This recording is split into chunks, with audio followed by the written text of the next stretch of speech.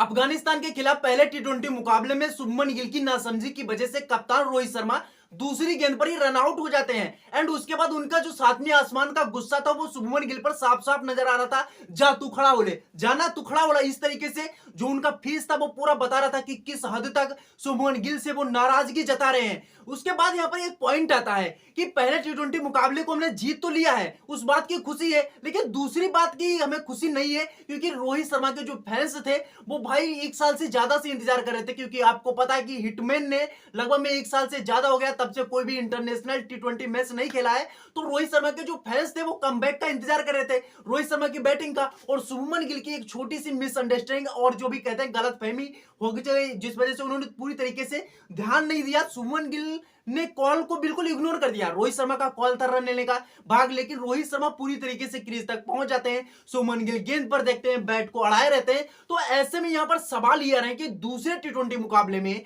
आपको पता है कि किंग कोहली भी कमबैक करने वाले हैं। पहले टी20 मुकाबले में कुछ निजी कारणों के चलते उन्होंने कमबैक नहीं कर पाया, लेकिन 14 महीनों के बाद किंग कोहली भाई यहां पर दूसरे टी20 मुकाबले में अफगानिस्तान के खिलाफ कमबैक कर रहे हैं। तो ऐसे में सवाल ये है कि रोहित शर्मा किस प्लेयर को यहां पर किस खिलाड़ी को बाहर करने वाले हैं। तो सिंपल सा सीधा सवाल यहां पर जो जाहिर हो रहा है कि शुभमन गिल को क्या गुस्से की वजह से यहां पर बाहर कर सकते हैं, और ये पॉइंट भी है। देखिए हमारे पास देखिए सारे खिलाड़ियों ने बेटर परफॉर्मेंस किया है। देखिए जितेश शर्मा को ले लीजिए, तिलक वर्मा, रिंकू सिंह को ले लीजिए, सबने भाई बहुत अच्छा किया है। लेकिन शुभमन गिल को एक बार यहां पर देखिए पॉइंट ऑफ व्यू से, अगर दूसरे मुकाबले में खबरें भी निकल आ रही है कि रोहित शर्मा के साथ साथ यहां पर विराट कोहली आपको ओपनिंग करते हुए नजर आ सकते हैं, तो यार यहां पर सवाल ये पैदा होता है कि अगर ओपनिंग करते हुए भी नजर आएंगे तो फिर शुभमन गिल का जाना बिल्कुल तय है। तो ऐसे में कह सकते हैं कि यहां पर एक तरीके से कि शुभमन गिल की नासमझी भी उनको प्लेइंग 11 से बाहर करवा रही है, और हो सकता है कि कोई और खिलाड़ी भी बाहर हो सकता है, लेकिन किसी और खिलाड़ी के बाहर होने के चांसेस बहुत कम है